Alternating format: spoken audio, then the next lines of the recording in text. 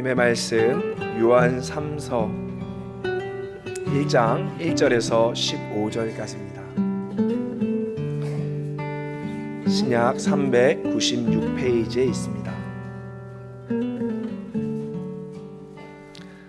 우리 한 절씩 교독하겠습니다. 장로인 나는 사랑하는 가이오 곧 내가 참으로 사랑하는 자에게 편지하노라.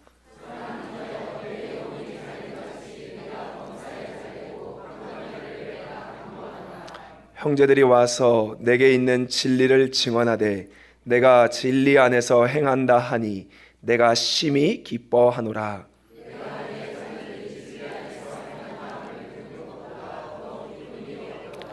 사랑한 자여 내가 무엇이든지 형제 곧 나그네 된 자들에게 행하는 것은 신실한 일이니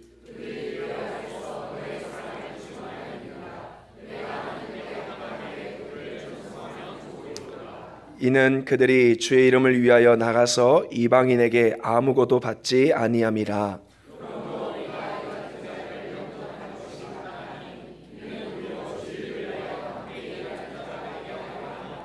내가 두어 자를 교회에 썼으나 그들 중에 으뜸이 되기를 좋아하는 디오드레베가 우리를 맞아들이지 아니하니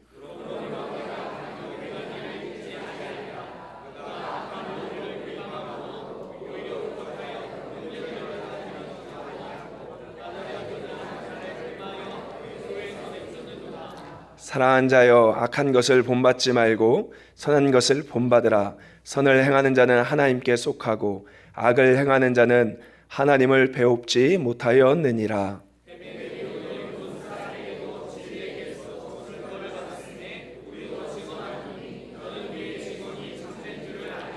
내가 내게 쓸 것이 많으나 먹과 붓으로 쓰기를 원하지 아니하고 다같이 평강이 내게 있을지어다. 여러 친구가 내게 문안하느니라. 너는 친구들의 이름을 들어 문안하라. 아멘. 사랑의 하나님 아버지, 이 시간 예수님의 이름으로 간청합니다. 이곳에 위로부터 주의 성령을 부어주사 말씀이 선포될 때 성도들의 삶에 입맞춰 주시옵소서. 예수님의 이름으로 기도드립니다. 아멘. 할렐루야, 할렐루야. 1945년부터 1960년대까지 대한민국 사회는 세계 냉전 체제의 희생양이 되어 정치적인 혼란과 전쟁으로 말미암아 가난 그리고 문화적 공백기를 겪으며 사람들이 의지할 곳 없는 혼돈의 시간을 보냈습니다. 그리고 1960년대 초 군사혁명이 일어나고 나서부터 급격한 근대화 바람이 불어왔습니다. 그래서 사람들은 농촌을 떠나 차가운 도시 공장으로 내몰리게 되었고 그곳에서 시장 경쟁 체제라는 아주 무시무시한 고난들을 경험하기 시작했습니다. 그래서 사람들은 마음이 심리적으로 불안하였고 경제적으로 가난하였고 또한 육체에 많은 질병이 있는 삼중고를 대한민국은 그때 보냈습니다.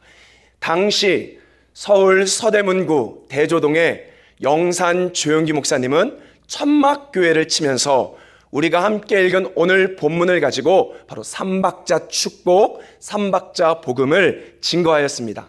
조용기 목사님의 간증을 들어보면 이렇습니다. 하루는 천막교회에서 전도하러 나갔습니다.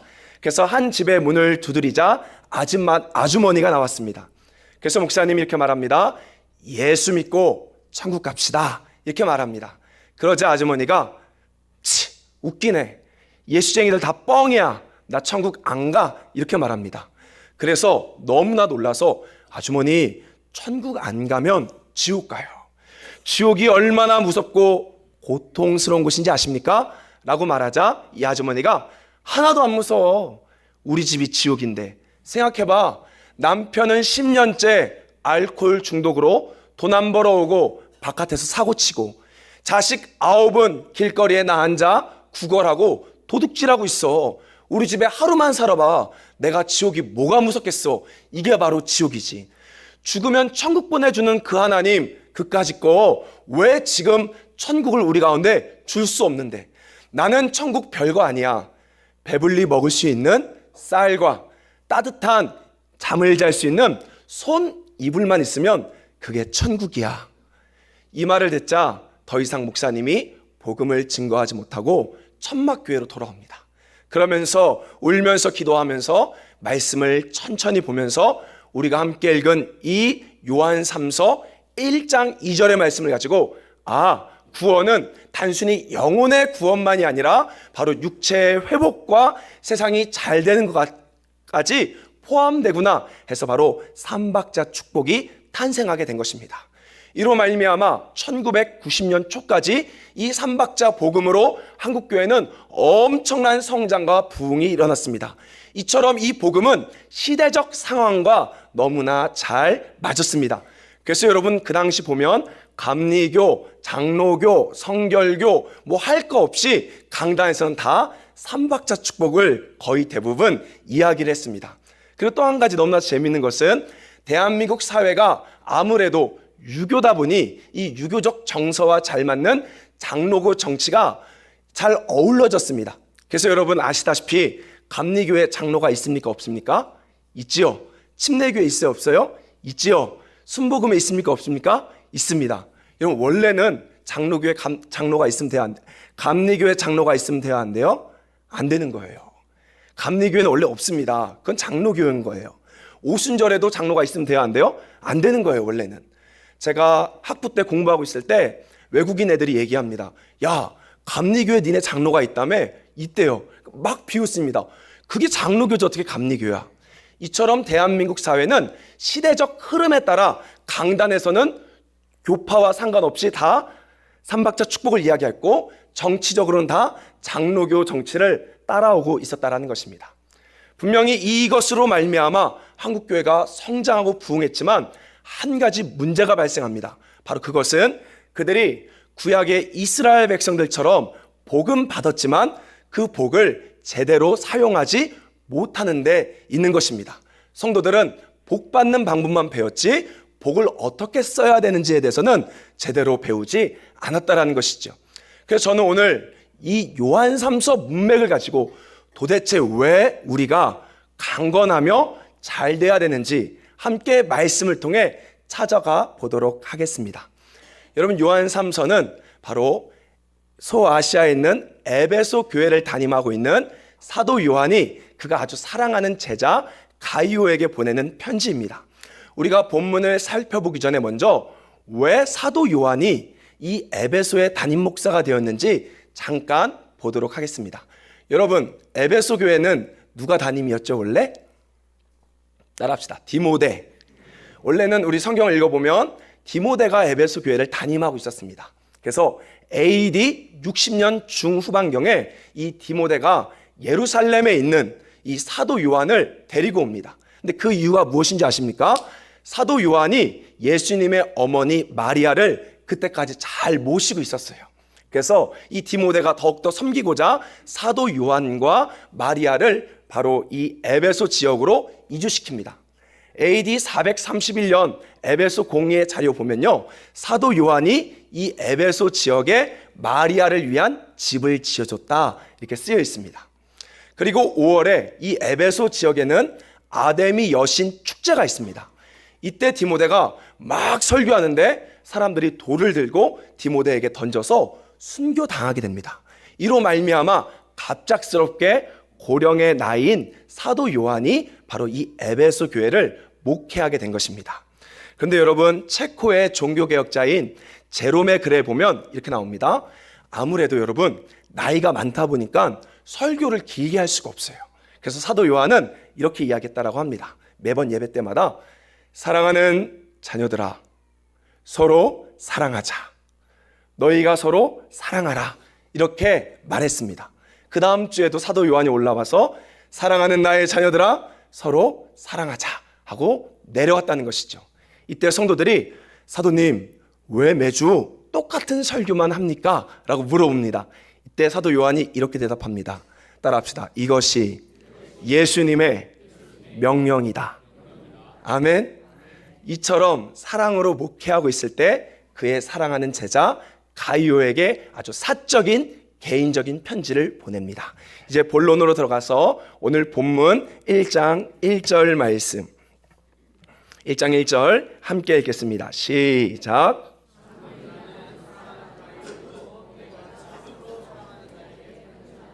사도 요한이 자기를 뭐라고 표현합니까? 장로다라고 말합니다. 여러분, 요한 2서와 3서에 보면 사도 요한이 자신의 프로필, 자신의 직분을 이야기하지 않고 그냥 장로다 이렇게 말합니다. 왜 그렇습니까? 아주 가까운 사이, 바로 사적인 편지이기 때문에 더 이상 소개할 필요가 없는 것이죠. 예를 들면 공적인 편지인 요한 1서나 요한 계시록에 보면 사도 요한이 이렇게 말합니다. 우리가 눈으로 보고 예수님을 손으로 만졌다. 그리고 내가 받은 말씀은 예수로부터 온 계시다라고 공적인 서신서에는 바로 자신과 예수님의 관계를 설명합니다. 그러나 친한 관계는 더 이상 설명하지 않고 나는 그냥 장로다라고 말하는 것이죠. 그럼 여러분, 이 장로가 무엇입니까? 장로는 어떤 직분을 가지고 있죠? 일반적으로 교회의 지도자지만 사실은 여기서 말하는 장로는 따라합시다. 목양하는 자. 바로 사도 요한은 자신을 목양하는 장로라에 대해서 굉장히 프라이드를 가지고 있었습니다. 한 10년 전쯤에 여러분 저 부산에 가면 호산나 교회가 있습니다. 거기서 목양 장로 컨퍼런스가 열리기 시작하죠. 왜 열린 줄 아십니까? 바로 이거예요. 장로는 원래 당회를 하는 정치적인 이것이 1순위가 아니라 원래 장로의 직분은 목양하는 거기 때문에 다시 돌아가자 해서 목양 장로 컨퍼런스가 열린 것입니다. 그러면 여러분, 도대체 왜 사도 요한이 자신을 장로라고 부르길 원했습니까? 비밀을 안 것입니다. 요한복음 21장에 보면 부활 후 예수님이 베드로에게 나타나 뭐라고 말합니까? 너가 나를 사랑하느냐? 이때 베드로가 뭐라고 말하죠? 예 주님 하고 3번 말합니다. 그리고 나서 우리 주님이 3번 똑같이 무슨 말합니까? 내 양을 먹이라, 내 양을 치라. 바로 요한은 알았습니다. 주님을 진짜 사랑하는 자는 바로 목양하는 목자가 돼야 되는 것, 바로 목양하는 순장이 돼야 하는 것을 알았다는 것이죠. 그래서 사도 요한은 그 직분을 너무 소중히 여겨서 자신을 바로 순장이다, 목자이다, 장로이다 라고 표현한 것입니다. 저와 여러분 모두가 다 순장 될 수 있길 소망합니다. 여러분, 사람도요 자식을 키워봐야 어른이 되잖아요. 그렇죠? 저는 아무리 막 뜨거운 청년들, 여자 청년들 신앙 좋아도 안 믿습니다. 애를 한 셋은 낳아봐야 진짜 이 사람이 기도하는 사람인지 아닌지 알 수 있죠. 사람도 마찬가지. 그러나 여러분, 신앙생활도요 10년, 20년, 30년에도 본인이 순장이 돼보지 않으면 애처럼 뗐습니다. 여러분, 우리의 신앙은 목자가 돼야 되는 거예요. 이거는 누구 소수만 순장되는 것이 아니라 하나님께서는 정말 주님을 사랑하면 뭘 해야 됩니까? 목자가 되는 것이죠. 왜 그렇습니까? 이 목자가 됨으로 말미암아, 순장이 됨으로 말미암아 우리의 신앙이 자라기 때문에 그렇습니다. 아멘. 여러분, 2020년 다 순장하시길 소망합니다. 아멘 하신 분들 다 하셔야 돼요. 네, 그렇죠. 그러면서 바로 기쁨이라 이름하고 있는 바로 가이오에게 편지를 쓴 것입니다. 오늘 본문에. 그럼 여러분, 자, 우리 말씀에 보면요 이렇게 얘기합니다. 1장 1절 다시 한번 화면에 보여주시면 가이오를 어떻게 사랑한대요? 참으로. 여러분, 여기에 줄 그으세요. 이것이 바로 요한 3서를 여는 열쇠입니다.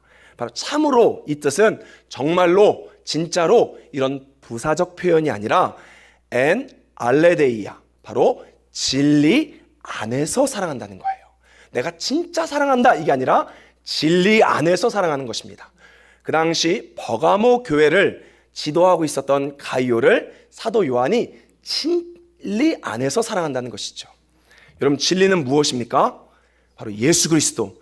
예수님께서 우리를 사랑하사 십자가에 내어주신 것 같이 내가 당신을 조건과 환경과 상황과 상관없이 사랑하고 있다는 것이죠. 아멘. 저와 여러분이 바로 이 진리 안에서 우리 한 공동체를 사랑할 수 있길 소망합니다. 옆에 사람을 보고 따라합시다. 당신의 인격과 상관없이 진리 안에서 사랑합니다. 아멘. 바로 사도 요한이 바로 이 진리 안을 사랑하는 거예요. 그러면서 여러분 2절 3절에 보면 가이오 역시 진리 안에서 활동하고 생활하고 있기 때문에 바로 요한이 축복합니다. 너가 진리 안에 있기 때문에 나는 너의 영혼이 잘된 것 같이, 영혼이 바른 길로 가는 것 같이 범사의 바른 길로 가고 몸이 건강하기를 바란다 라고 축복했다는 것이죠. 그럼 여러분 이제 오늘 본문의 핵심입니다. 도대체 가이오가 행한 그 사랑, 그 진리는 무엇입니까? 바로 5절, 6절 말씀에 설명하고 있습니다. 우리 본문 5절, 6절 우리 같이 읽겠습니다. 시작.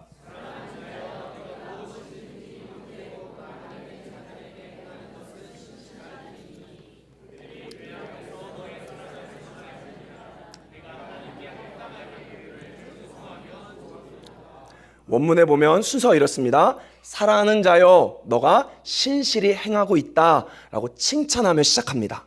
여기서 신실히 행하고 있다는 것은 현재로서 과거로부터 지금까지 아주 신실하게 하고 있다는 거예요. 그럼 뭘 하고 있습니까? 바로 따라합시다. 나그네를 대접하고 있는 것이죠. 여러분 이 당시 나그네는 바로 무엇을 말하냐?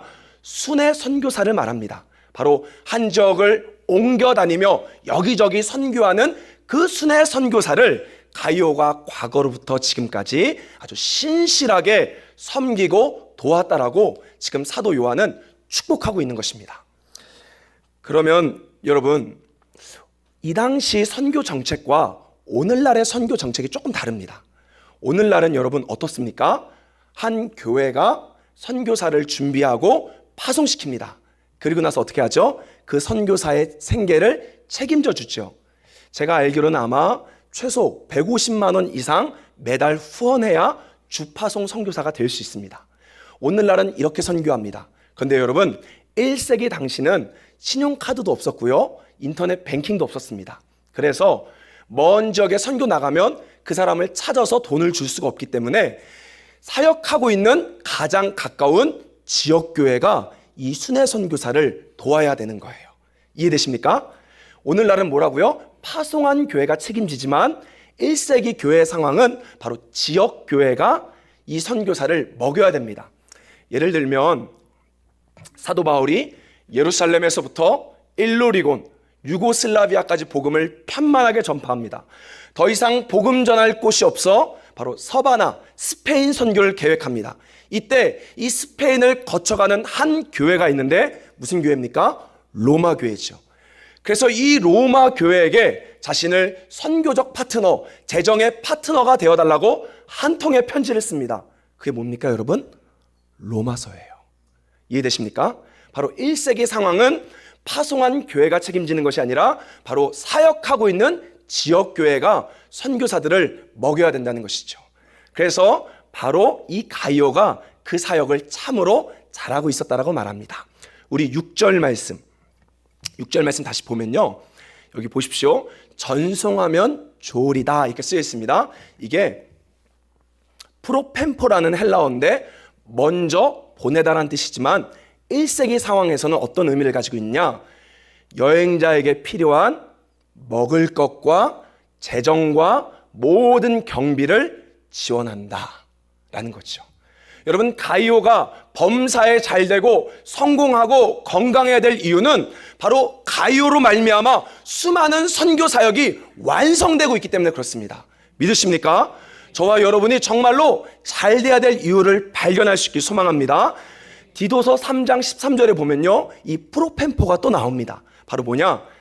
사도 바울이 그의 사랑하는 디도에게, 그레데 섬을 목회하고 있는 디도에게 그 당시 율법 교사인 세나와 아볼로가 있었습니다. 그 아볼로에게 프로펜포하라는 거죠. 다른 말로 이야기하면 모든 필요한 경비를 너희가 대줘라 라고 말했다라는 것입니다. 그러면서 우리가 여기서 한 가지 더 살펴볼 게 있습니다. 우리 6절 말씀 보십시오. 6절 말씀을 보면 이것도 따라합시다. 하나님께 합당하게.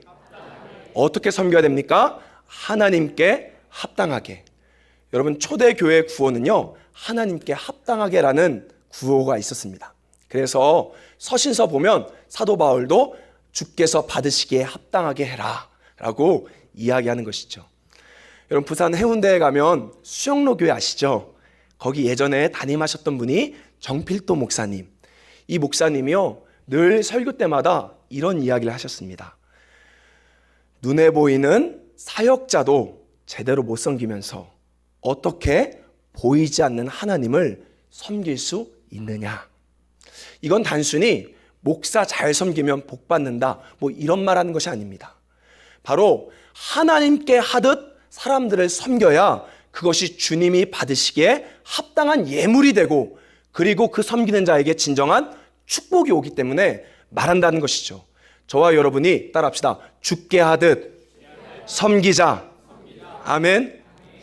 제가 대구에 있을 때, 대구에 가면 여러분 서문시장이 있습니다. 이 서문시장이 뭐가 유명하냐? 옷이 유명해요. 그래서 옷 장사를 아주 크게 하는 한 집사님이 계시는데 굉장히 재정적으로 부유합니다. 그래서 대구 옆에 있는 경산에다가 2층짜리 화이트하우스를 지었습니다.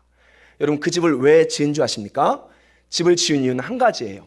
선교사님들이 해외에서 사역하고 한국에 왔을 때 거주할 곳이 없는 거예요. 그래서 자기가 섬겨야겠다 해서 아주 멋있는 화이트하우스를 지었습니다.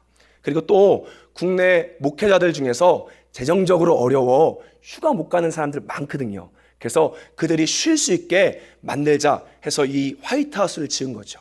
저도 2012년쯤에 저희 가족과 또 사역자들과 함께 그 집에 간 적이 있습니다. 그런데요, 방마다 장롱이 딱 들어가 있는 거예요. 여러분, 그 장롱을 열어보면 뭐가 있는 줄 아십니까? 힌트, 아까 어떤 직업 한다 그랬죠?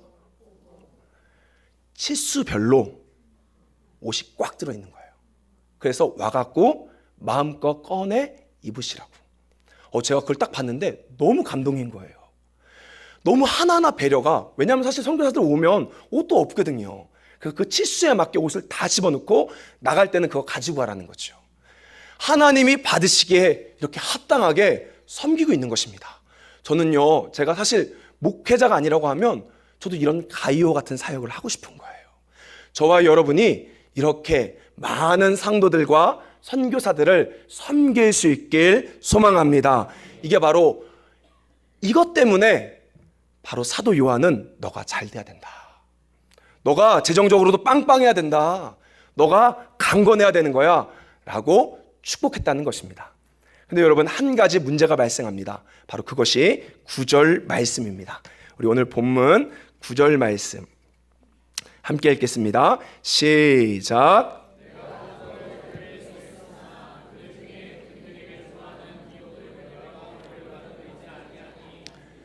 여기 보면 갑자기 디오드레베라는 사람이 등장합니다. 이는 누구냐? 바로 가이오와 함께 버가모 교회를 지도하고 있던 한 사역자입니다. 이 디오드레베가 바로 사도 요한의 선교 정책을 반대하며 또 가이오 같이 섬기는 사람들을 교회에서 내쫓습니다. 그리고 사도 요한 저거 잘못된 거야 하고 막 비방하고 다닙니다. 왜 그렇죠? 오늘 본문에 뭐라고 말합니까? 그가 으뜸이 되고자 하기 때문에. 여러분, 제가 쉬운 성경으로 한번 읽어드리겠습니다. 그러면 이 본문이 쉽게 이해가 됩니다. 나는 그 교회에 편지 한 장을 써 보냈습니다.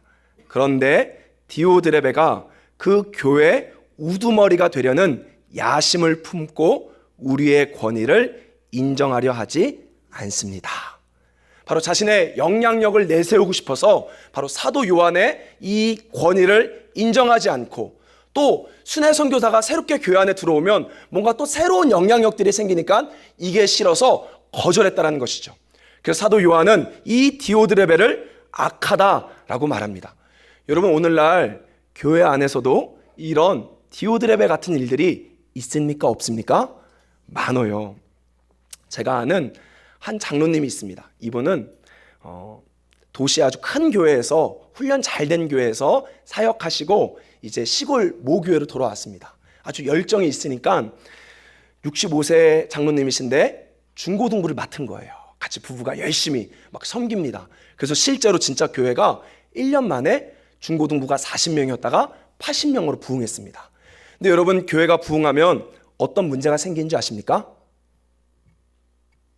재정이 부족한 거예요. 사람이 2배로 늘어가면 갑자기 재정이 감당이 안 됩니다. 그래갖고 수련회를 해야 되는데 한 300만 원, 400만 원이면 되는 수련회가 1000만 원 예산이 들어갔습니다. 그래갖고 이 장로님이 은퇴하고 도저히 큰 돈이 없으니까 어떻게 할까 하다가 본인 집에 있는 금을 다 팔아서 헌금해서 이 수련회를 열었습니다. 그리고 나서 사실 제가 있었던 사역했던 데거든요. 그리고 나서 이 장로님이 저랑 부장 집사님을 모으고 나서 이런 얘기합니다. 목사님, 저 내년에는 사역 못할 것 같아요. 이렇게 말하는 거예요. 그래서 아니 장로님 왜 못합니까? 라고 말하자 이렇게 얘기합니다. 사람들이 굴러온 돌이 박힌 돌 뺀다. 지가 언제부터 왔다고 저렇게 설치고 다니냐. 교회 질서를 너무나 모른다. 여러분 오늘날 교회 안에서 이런 시기 질투 때문에 하나님의 부흥이 막히는 것입니다. 여러분 시기 질투의 근원이 무엇입니까? 따라합시다. 내가 으뜸이 되려고. 이해되십니까?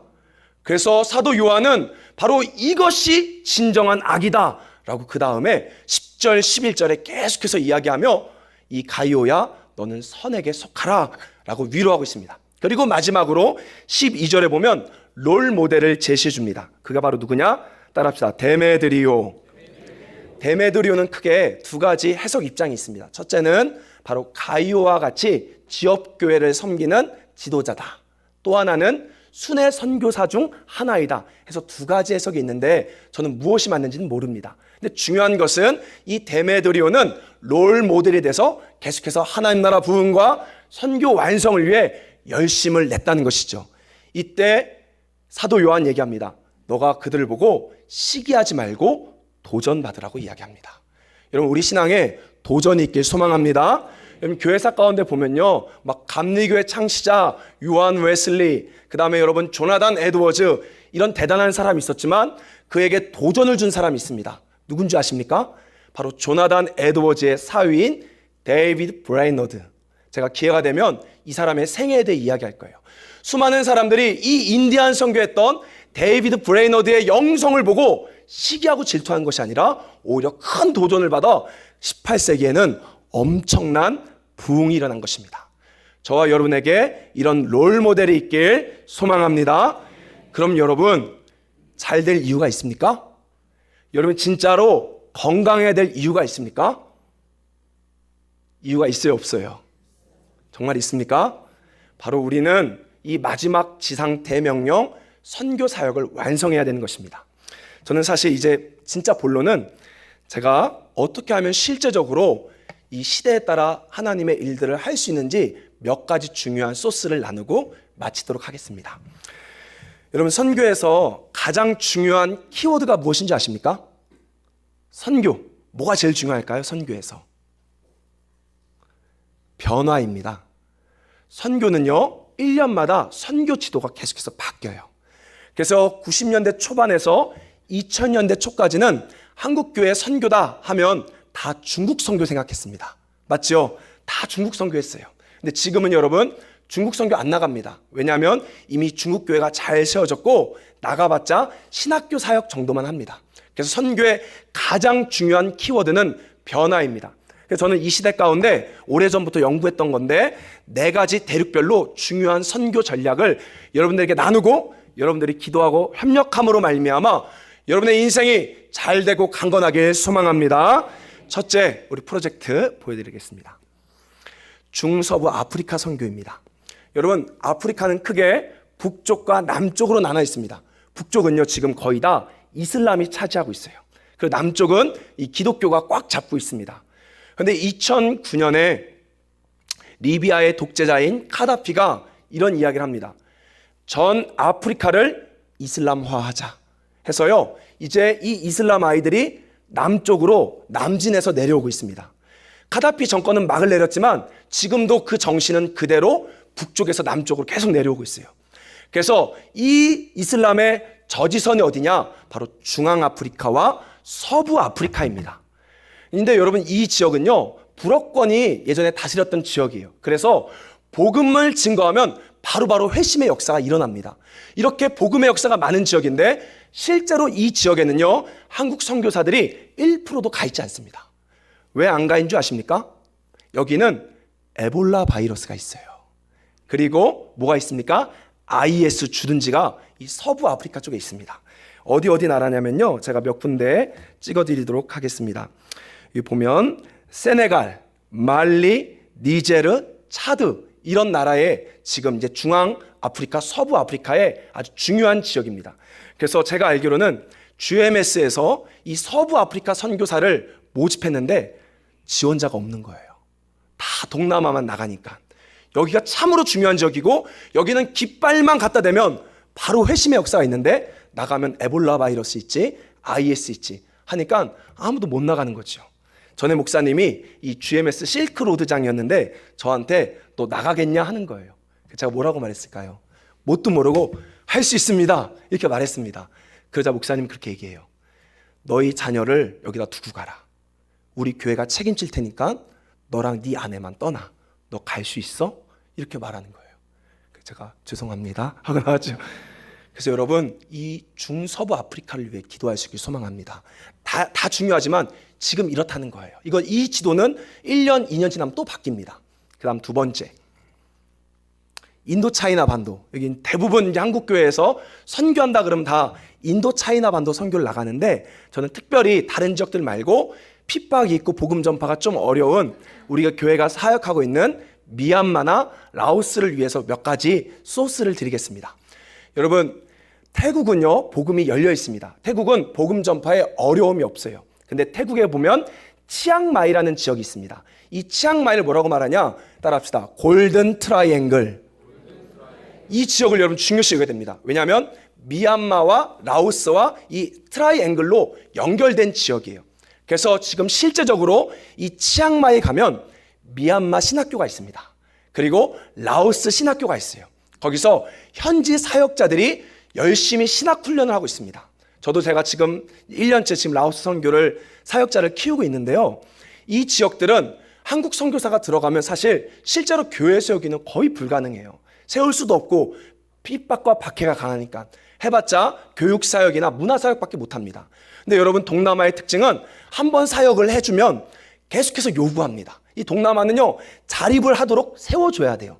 그렇기 때문에 이런 이 골든 트라이앵글에서 사역하고 있는 아주 신실한 미얀마나 라오스 현지 사역자를 교회가 키우고, 그로 말미암아 지역에 개척할 수 있도록 우리는 기도하고 후원할 때 여기에 많은 열매를 맺을 수 있습니다. 그리고 세 번째, 아주 중요합니다. 중국 서북부 지역, 이거 되게 중요합니다, 여러분. 중국 서북부 지역에는요 크게 5도시가 있습니다. 인천, 우르무치, 란저우, 시닝, 시안. 여기는 바로 실크로드가 관통했던 지역입니다. 그래서 이 지역에는요 대학의 50% 이상이 무슬림이에요. 근데 이 무슬림이 중국에 넘어오면 어떤 일이 벌어지느냐? 중국은요 종교 활동을 할 수가 없습니다. 그래서 무슬림 아이들이 이슬람을 전파할 수가 없어요. 그리고 이 무슬림 아이들이, 중국이 이 무슬림 아이들이 취업하는 걸 원하지 않기 때문에 다시 대학을 졸업하고 나면 쫓아냅니다. 그래서 여러분, 대학생 아이들 중에서 SM2 비자, SM2 선교, 바로 6개월에서 약 2년간 이 지역으로 교환학생으로 가는 거예요. 그래서 교환학생으로 가면 이 이슬람 대학 아이들과 만나기 때문에 거기서 복음을 전파하게 되고, 얘네들이 중국에서 취업을 못하기 때문에 다시 본국으로 들어가 역선교가 일어납니다. 저는 기회가 되면 우리 교회 가운데서도 정말 복음의 열정이 있고 공부 좀 잘하는 대학생들이 SM2로 이 인천, 되게 수준 높거든요. 우르무치, 시닝, 시안, 란저우 이런 데로 교환학생으로 1년, 2년 나가면 많은 이슬람의 열매를 맺을 수 있습니다. 그래서 여러분 꼭 이 지역을 놓고 또 기도해 주세요. 그 마지막 네 번째, 남태평양. 이게 참 중요해요. 남태평양에는요 여러분 12,000개의 섬이 있습니다. 그 중에 사람이 살고 있는 섬이 9,000개입니다. 그리고 여러분 이 9,000개 중에 비행기가 가는 곳은 200개밖에 안 돼요. 그러면 얼마가 없습니까? 8,800개가 배로만 갈 수 있습니다. 근데 이 지역은 너무나 재밌는 게 위성 신호가 안 가는 데가 되게 많아요. 그렇기 때문에 정부도 들어갈 수 없고 기업도 안 들어갑니다. 왜? 경제적인 이 활동을 할 수가 없어서 그렇습니다. 그럼 여러분 누가 가야 합니까? 기업인들이 안 들어가면 누가 들어가야 합니까? 바로 우리가 가야 되는 것이죠. 그래서 여러분, 이런 지역을 들어가기 위해서는 한 번에 바로 못 들어가고 공항이 있고 경제 활동을 할 수 있는 허브의 섬이 있어야 됩니다. 그게 바로 피지 그리고 통가 이런 섬을 말해요. 작년에 보면 참 안타까운 게 이단들이 되게 빨라요. 여러분, 은혜로 교회 아십니까? 바로 은혜로 교회에서 이 피지에 성도 400명 이주시키고 거기서 경제 활동했죠. 얘네들은 이런 것들을 벌써 알고 하고 있는 거예요. 그래서 교회들이 이런 곳에 들어가서 경제 활동하면서 작은 배를 사서 이 섬들을 다니며 복음을 전파해야 하는 것입니다. 너무나 재밌는 게요, 문명이 들어가지 않는 곳들은 전하면, 찾아만 내면 바로 복음은 열리고 있습니다. 믿으십니까?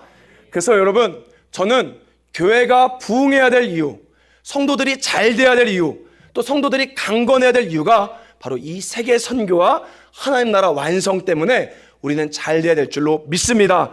정말로 여러분의 삶 가운데 성공해야 될 이유가 있습니까? 여러분의 자녀가 도대체 왜 잘 돼야 되는 것입니까? 바로 이제 주님 말씀합니다. 모든 민족에게 복음이 전파되면 그제야 끝이 오리라. 우리는 잘 되는 방법만 배웠지 왜 잘 돼야 되는지 잘 알지 못했습니다. 우리 교회에서는 지금 덜 더 운동합니다. 뭐죠? 덜 먹고 더 선교하자는 것이죠. 바로 여러분이 모으고 있는 이 작은 선교가 바로 여러분에게 축복의 씨앗이 될 줄 예수님의 이름으로 축원합니다. 기도하겠습니다.